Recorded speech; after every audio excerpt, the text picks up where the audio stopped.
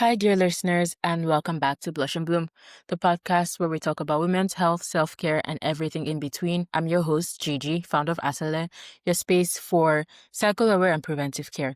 I'm really glad you're here with me on this journey to unpack women's health and highlight the incredible things being built in this space. So let's get into today's episode. All right.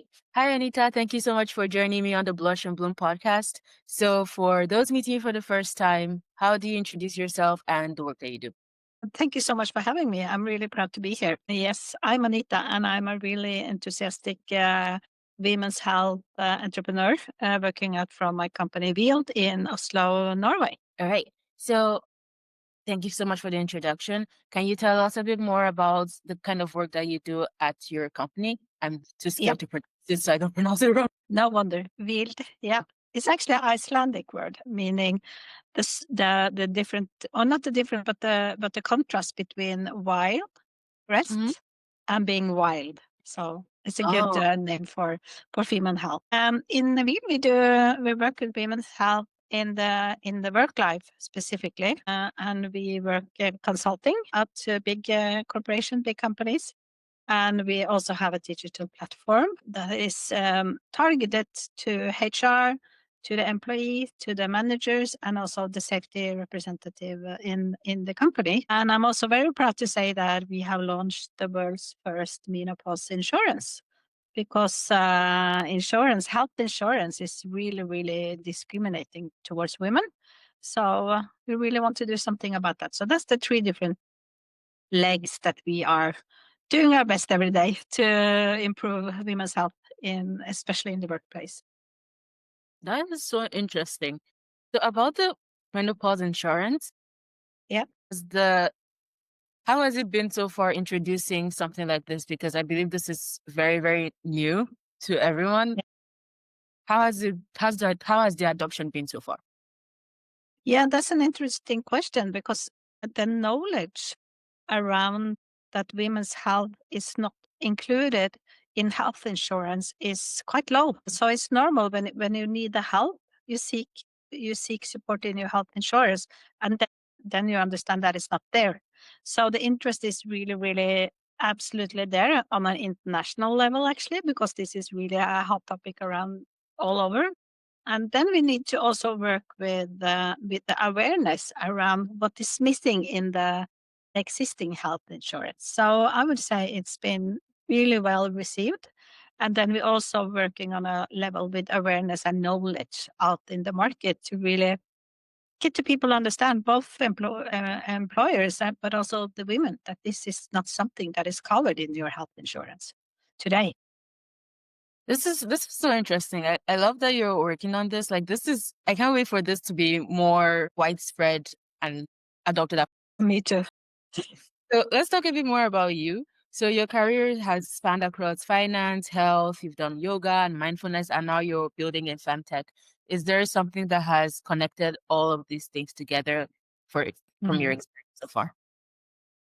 I think in my background is in finance, as you said. I'm an economist, but I also have specialized in change management. So I always been working with like big changes. Also, when I was an employee, that really, really big changes to change some structures. And when I started my yoga journey, working in the Nordic to really establish yoga studios for a big fitness chains called SATS, it was because I really, really believe that this could make a positive change. Okay. So I think I wish and really want to be somebody that can change for the better into areas that I really, really have my heart in. I think that's the red thread in my career because when I look at it, it looks like I have taken these really big U-turns, but I feel that I take every experience, everything I know, everything I can, everybody I know, and that I really can integrate it into the area I'm working today, that is women's health. All right. That's really, really interesting. So you said that you're happiest when you're able to combine kindness, creativity, and business impacts, which is really, really amazing.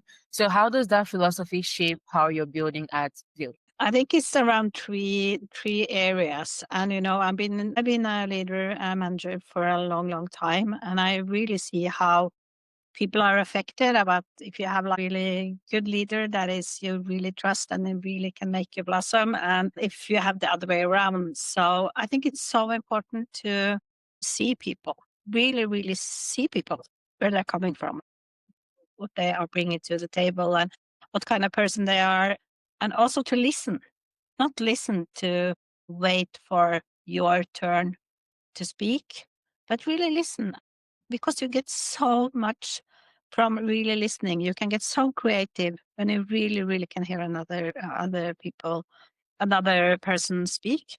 And then I think also the third thing is not to judge, not to judge, because we are all different and we approach topics in a very different way. We come from a very different background.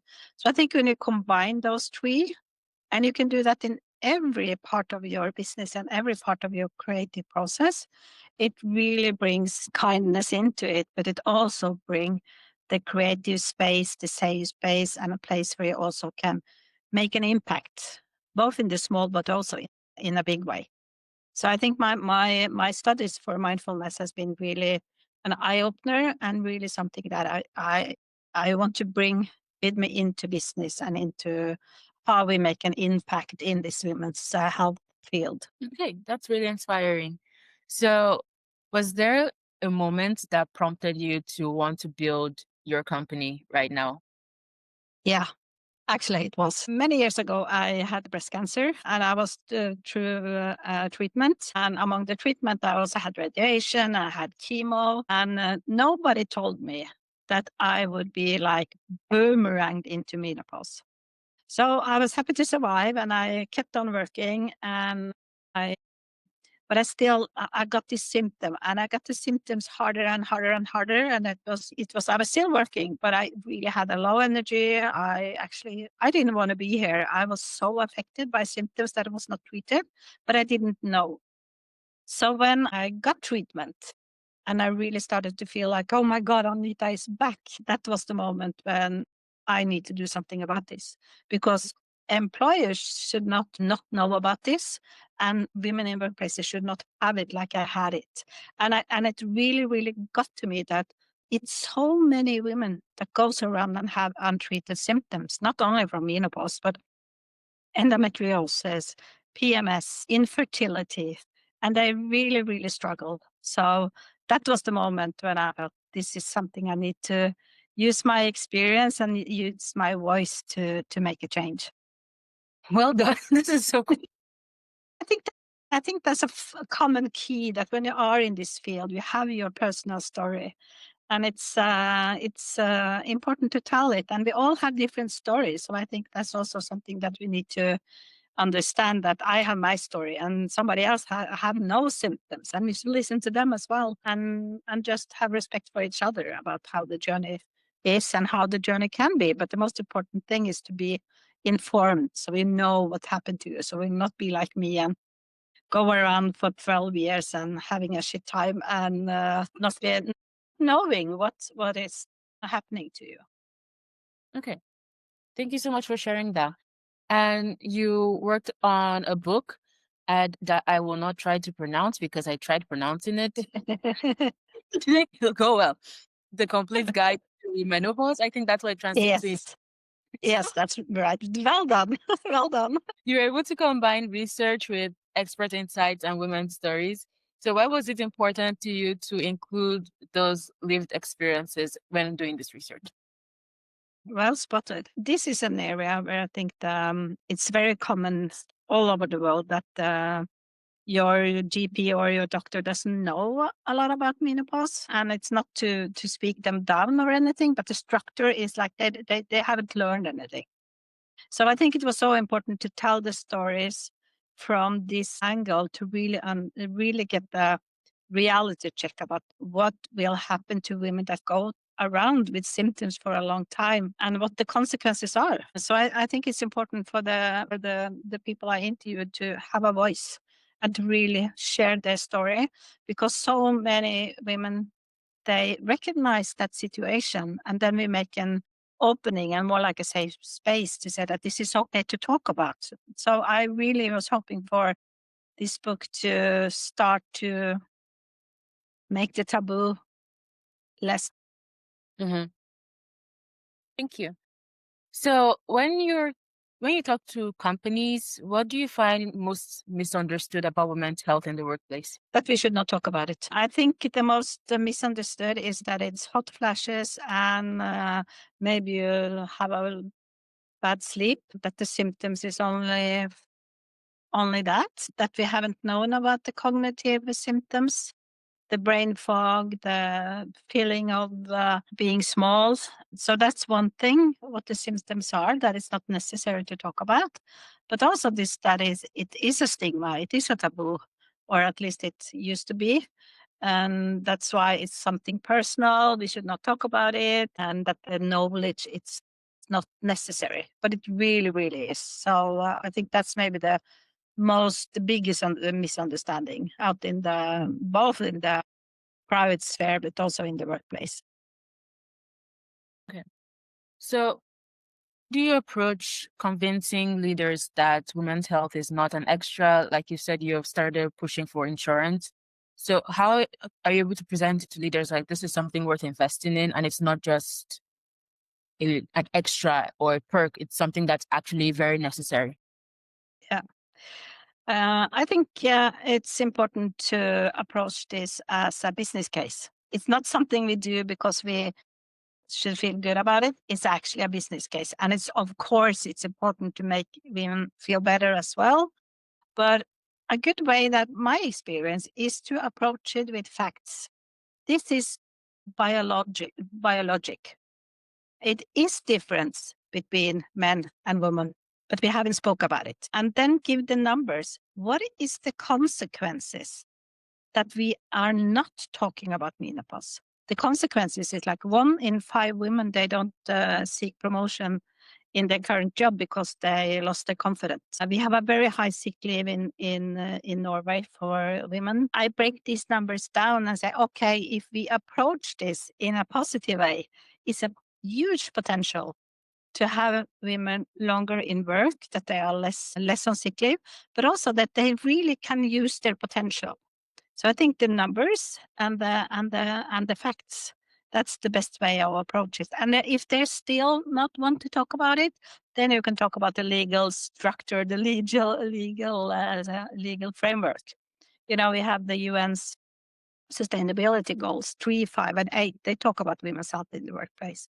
We have the other Norwegian specific laws that is really a framework for really taking good care of women in the workplace. Also, not because we should forget the men, but we really need to take care of the women as well.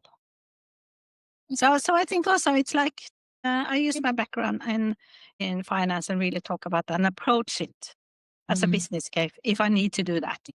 Thank you for sharing those. So menopause and menstruation and fertility and all these other topics are still stigmatized topics, as you mentioned earlier, in many workplaces.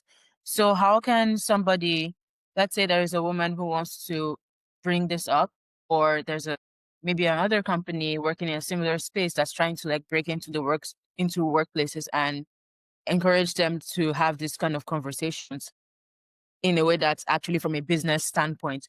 What are the strategies that they could present to help like break down the silence and make this more comfortable for everybody? As you understand, I'm really, really fan of using the numbers, using the facts.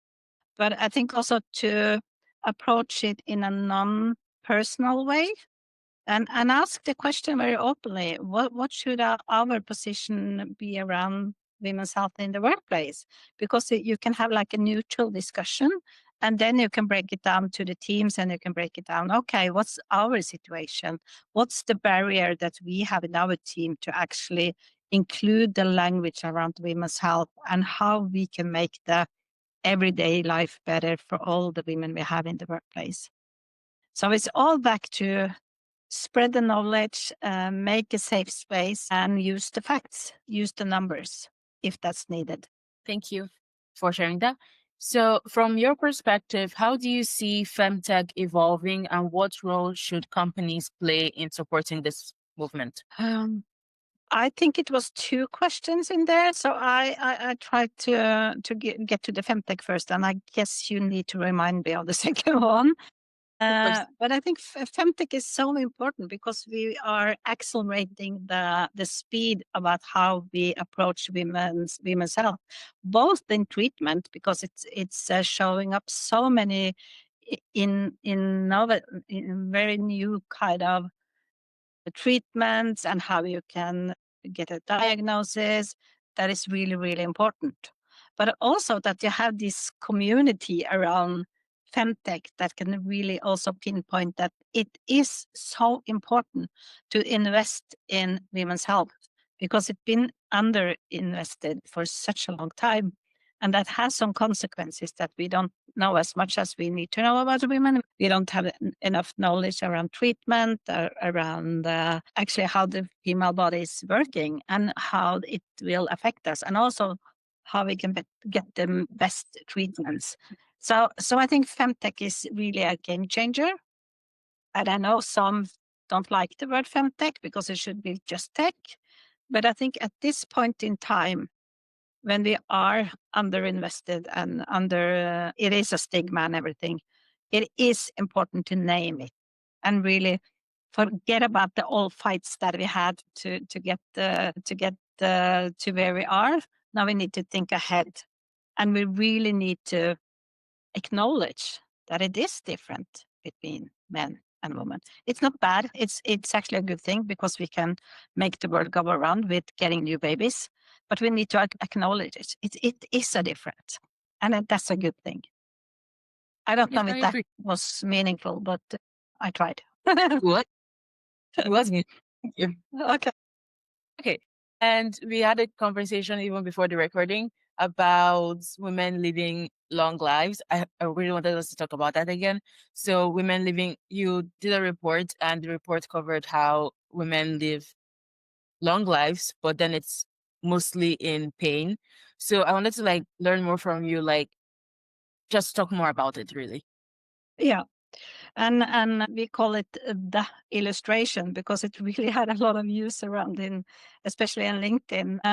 I give a lot of speeches and I very often talk about, of course, the McKinsey report that everybody's talking about, the McKinsey report and the World Economic Forum report. And in that report, you can find that women live longer than men. It's a variation around what country you're living, but on a general level, women live longer. But we live also 25% more in bad health. And when you hear that number, I see that a lot of people are thinking that's in the end of the life. But it's not. Because if you look into the numbers and you break the numbers down as we have done, you can really see that this starts when we are getting our cycle. That's when it starts. And you see it through the life phases when if you have like a cyclical unhealthy sickness like endometriosis or PMDD, PMS, when we are getting pregnant, when we are getting back to work after we get the babies, perimenopause, menopause. So it's all related to the life phases that we have as a woman. So that's when you see in the illustration that it's actually shared out in all of our life. So I think that's also something that we really need to talk about because it's so easy to think this is in the end of the life, but it's not. It is because we have a different life cycle than men has. That makes sense. Okay. So you already talked about this a little bit earlier, about how Norway is progressive in terms of workplace policies, yet the research still shows that women still face some disadvantages during maternity leave, menopause. Why do you think this still exists and hasn't been properly addressed just yet? Yeah, that's a good question. And we really dive into that. When I started Wheel, my youngest daughter, she's 27. So I thought that in Norway, as you said, we have a really good regulation for when you are pregnant and when you have your maternity leave. So I was thinking, oh, this is good. This is all taken care of. But when we dive into it, we can see that it's not. And I think it has a lot to do with how you think about it. And it also has a lot to do about in Norway, and I think also in the rest of the world, you have a gender neutral work life. It's all built up around a man 75 kilos working in an industry. That's like we have built up the work life. And it's not a place where you can be a woman with all that it takes to be a woman.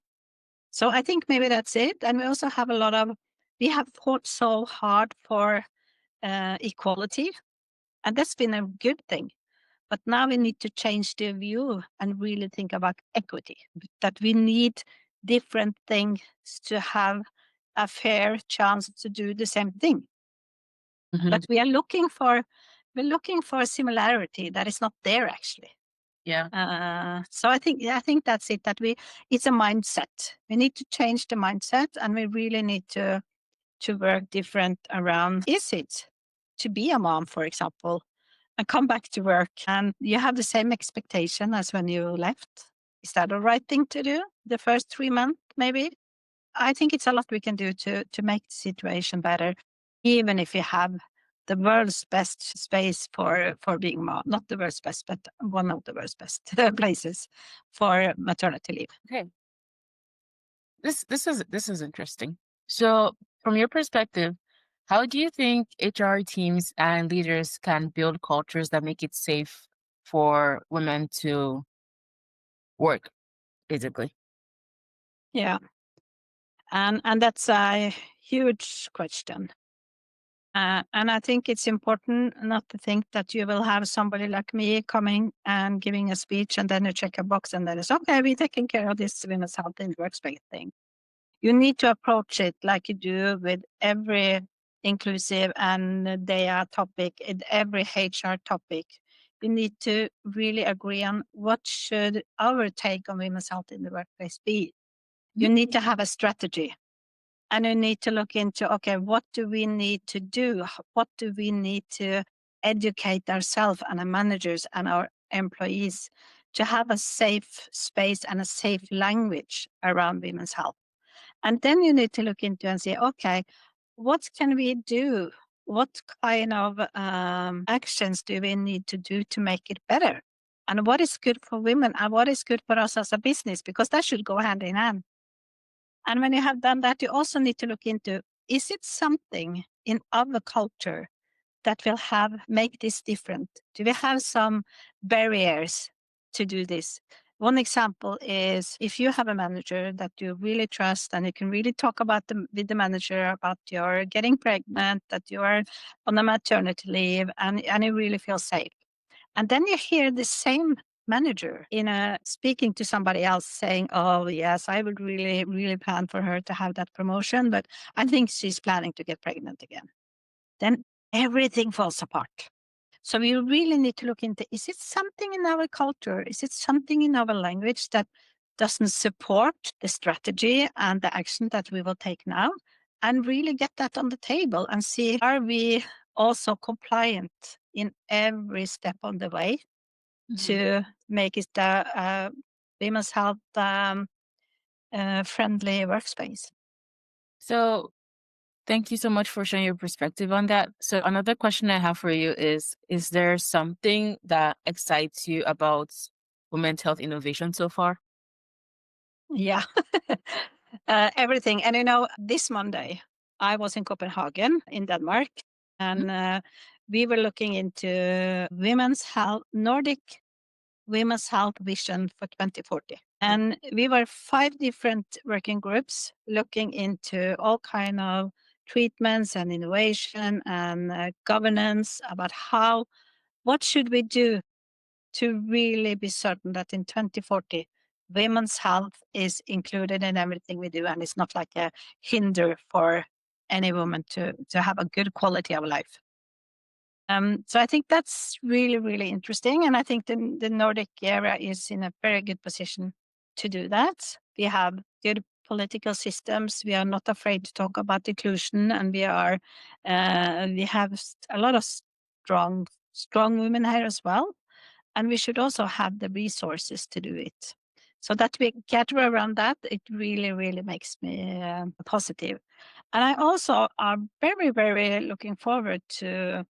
It's a lot of science now around endometriosis, for example. I think that's so important that we will not have young girls using 7 to 10 years of their life to get a diagnosis, and that you can use AI and you can really, really speed up that process. And also, a third thing is that I think a lot of new treatment will look into what is the root cause of the sickness that you have, not just treating the symptoms, but that we actually do something about the real cause for the unhealthy situation some women can have. Okay, thank you so much for sharing those. I'm also really excited about these things. And also, I think from previous conversations, a lot of women are excited about more wearables coming out. Like they all look so cool.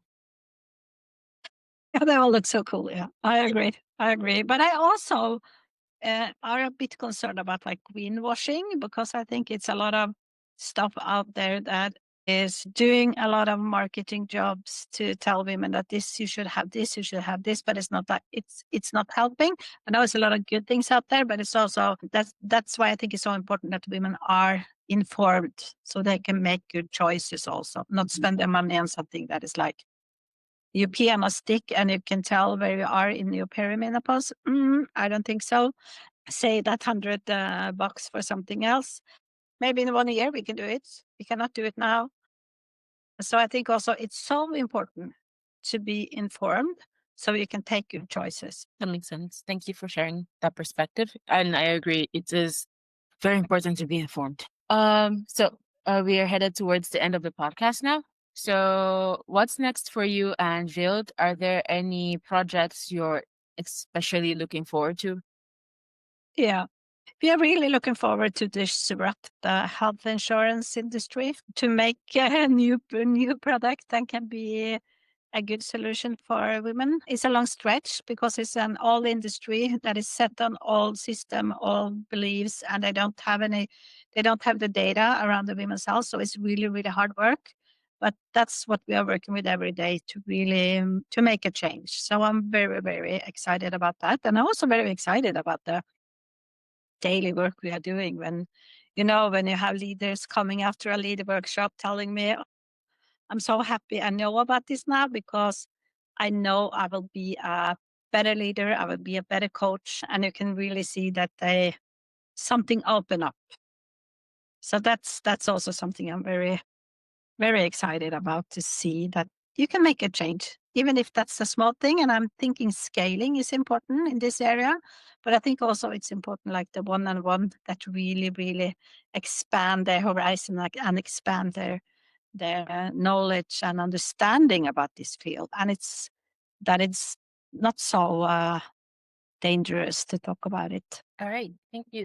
That is actually very, very exciting. Thank you for sharing that. So I have like 3 more questions for you, and there's one question I forgot to send to you. So I can't wait to. Okay, but before I get to that question, if you could leave one message for a woman who's listening to this podcast about health and wellness, what would that be? Be informed. Listen to podcasts, read up books, follow good quality profiles on Instagram so you really can inform yourself about the life phase that you are in, because then you can also take the good choices. Then you can have like a qualified discussion with your GP, for example. Where we are today, but it's like a lack of information. I think it's so important that we are informed and do everything we can to understand our own body and to understand the phases that we will go into. And when you have done it, tell it to everybody around you. All I say on my speeches, please tell at least 5 more what I've heard here today, because then we can have the butterflies really going out, the butterfly effect really going. Awesome. I like the illustration in my mind now. Okay. Yeah, it's good. I did want to ask another follow-up question on top of that question, because I think like right now, even though FemTech is growing, women's health in general, there's a lot of more research going into it. So I think right now the information is not that much yet. Well, however, I think with other topics in healthcare, eventually it's going to build up and then it's going to be a large amount of information. So let's say we're preparing prior to that particular event. How can somebody be able to filter out what is actually good information and what is garbage? Because these days, especially when it comes to healthcare, sometimes it's hard. Yeah, I totally agree, and that is a hard one. So I think it's really important to find the good sources around the specific topic. And you could look into like if it's menopause, you could look into like the British Menopause Society. They also have a list what is like the good quality information. And you can see the profiles on Instagram, for example, they're also referring to the British Menopause Society or the American Society. So I think it is ways of getting rid of the information that is not good and maybe really, really alternative that is can be good for somebody, but it's not so good for like the general women.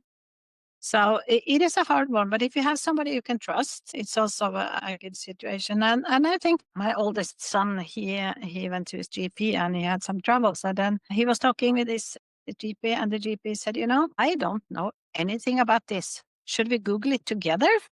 And he was like, should we Google it? Then he was thinking, if I should Google it, the best person to do that with is my GP. So maybe that's also something you can do. That it's not just gets mad at your GP if they say, I don't know anything about it, or they say something that is like, oh, I don't think this is right. Maybe that's an approach. Maybe we need to rethink the conversation also with our medical contact. So I think it's a lot of different way you can do it, but it is hard. Absolutely, it is hard, and especially now because it's so many profiles out there that really want to talk about women's health. So talk to somebody you trust, go into like the societies that is, is quality information and just seek it out. Okay. Thank you so much for sharing that. Okay. So the question is, what would you tell 15-year-old you? Oh, Exactly. yeah. First of all, I would say you are as good as you are better than you think. I think everybody in 15 that are 15 years need to think that. And I would also maybe support my dream of becoming a doctor. I was dreaming about that when I was 15 years old. But I think that's the most important thing to tell that is 15 years old, that you are good enough. You can trust yourself and just be informed. But I think you are touching about something that is really close to my heart. And, I'm doing this job for my daughters, for my grandchildren, because I don't want them to have the same situation as I was when I was 15 years old, hiding away my menstruation pads and doesn't talk about everything. So it's an important question. Thank you. Okay. And the final question is for people who want to learn more about you and your work and your company, where can they find details? Oh, that's a good one. My webpage is Hvild, HVILD.no. And on LinkedIn, share something that could be interesting for some. And that's my name, Anita Hegge, Hegge. And that's the same on Instagram. So I think those three things is. And if they want to talk to me, they can also send me a message on LinkedIn or Instagram. And you can find my email on my webpage. All right. Thank you so much And for I would sharing. love to hear from your listeners. Let's hope that they reach out. Okay. I hope they do. So I will leave all the links and all the details in the description and in the show notes for anyone who wants to reach out to you. And I hope they do because you're really Perfect. cool. So, Thank you. all right. And this is where we wrap up the podcast. Thank you so much, Anita. It's been a Thank you pleasure. so much for having me. Thank you so much. Hi again. Thank you so much for listening to this episode of Blush and Bloom. I'm so glad you joined me for this conversation. If you found it helpful, please share this episode with a friend or someone who might need it. Let's keep talking about women's health and working towards better outcomes for all of us. You can find more episodes and resources at www.asele.tech and check out our app at www.asele.health. And you can follow us for more updates on Instagram at asele.tech. Until next time, I'll see you in the next episode. Take care and bye-bye.